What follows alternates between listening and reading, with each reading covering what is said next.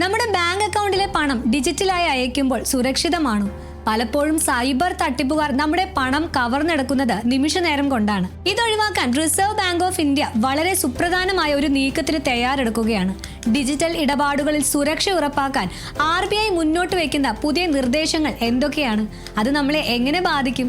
നമുക്ക് വിശദമായി നോക്കാം.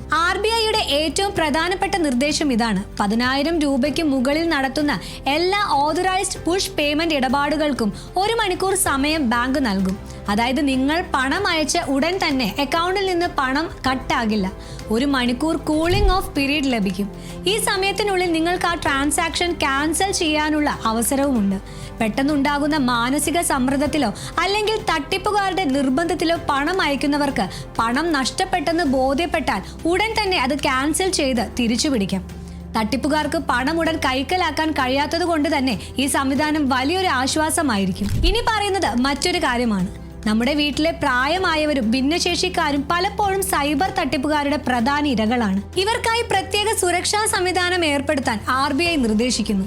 50,000 രൂപയ്ക്ക് മുകളിലുള്ള ഇടപാടുകൾ നടത്തുമ്പോൾ അക്കൗണ്ട് ഉടമ സമ്മതിച്ചാലും അവർ നോമിനേറ്റ് ചെയ്ത ഒരാളുടെ അനുമതി കൂടി ആവശ്യമായി വരും. അതായത് അക്കൗണ്ട് ഉടമയുടെ സമ്മതം ഉണ്ടെങ്കിൽ പോലും നോമിനിയുടെ അപ്രൂവൽ കിട്ടിയാൽ മാത്രമേ പണം അക്കൗണ്ടിൽ നിന്ന് പോകൂ.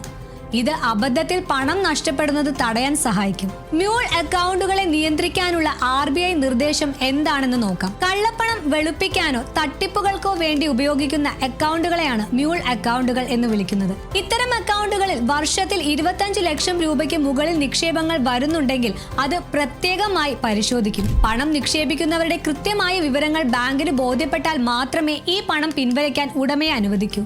അല്ലാത്ത പക്ഷം ഈ തുക അക്കൗണ്ടിൽ തന്നെ തടഞ്ഞു വെക്കും. ഇതുവഴി തട്ടിപ്പുകാരുടെ അക്കൗണ്ടുകൾ നേരത്തെ തന്നെ കണ്ടെത്താൻ സാധിക്കും. ഏറ്റവും അത്യാവശ്യമായ ഒരു നിർദ്ദേശം യൂണിവേഴ്സൽ കിൽ സ്വിച്ച് ആണ്. ഫോൺ നഷ്ടപ്പെട്ടാലോ അല്ലെങ്കിൽ അക്കൗണ്ട് ഹാക്ക് ചെയ്യപ്പെട്ടു എന്ന് സംശയിച്ചാലോ ബാങ്കിന്റെ വെബ്സൈറ്റിലോ അല്ലെങ്കിൽ കസ്റ്റമർ കെയർ വഴി ഒരു കോൾ ചെയ്തോ നിങ്ങളുടെ എല്ലാ ഡിജിറ്റൽ പേയ്മെന്റ് മാർഗങ്ങളും ഒരേ സമയം നിർത്തിവെക്കാൻ സാധിക്കും. നിങ്ങൾ ചോദിക്കാം, ഫോൺ പോയാൽ എങ്ങനെ സ്വിച്ച് അമർത്തുമെന്ന്. ഫോൺ നഷ്ടപ്പെട്ടാൽ മറ്റൊരാളുടെ ഫോൺ ഉപയോഗിച്ച് നിങ്ങളുടെ ബാങ്ക് അക്കൗണ്ടിൽ ലോഗിൻ ചെയ്ത് ഈ കിൽ സ്വിച്ച് ഉപയോഗിക്കാം. ബാങ്കിന്റെ സെർവർ തലത്തിൽ തന്നെ നിങ്ങളുടെ അക്കൗണ്ട് ഡിസ്കണക്ട് ചെയ്യാൻ കഴിയുന്നത് കൊണ്ട് ആ സമയത്ത് നിങ്ങളുടെ ഫോൺ മോഷ്ടാവിന്റെ കയ്യിലാണെങ്കിൽ പോലും അവർക്ക് അതിലൂടെ 1 രൂപ പോലും ട്രാൻസ്ഫർ ചെയ്യാൻ കഴിയില്ല. ഡിജിറ്റൽ ഇടപാടുകൾ വർദ്ധിക്കുന്നതിനൊപ്പം സൈബർ തട്ടിപ്പുകളും പെരുകയാണ്. ആളുകളെ ഭീഷണിപ്പെടുത്തി പണം തട്ടുന്ന പ്രവണത കൂടി വരുന്നു. സൗകര്യപ്രദമായ പേയ്മെന്റ് എന്നതിലുപരി സുരക്ഷിതമായ ഇടപാടുകൾക്ക് മുൻഗണന നൽകാനാണ് RBI ഇത്തരം നിയന്ത്രണങ്ങൾ കൊണ്ടുവരുന്നത്. മെയ് 8 വരെ ഈ നിർദ്ദേശങ്ങൾ സംബന്ധിച്ച അഭിപ്രായങ്ങൾ പൊതുജനങ്ങൾക്ക് സമർപ്പിക്കാം. അതിനുശേഷമായിരിക്കും അന്തിമ മാർഗരേഖ പുറത്തിറക്കുക.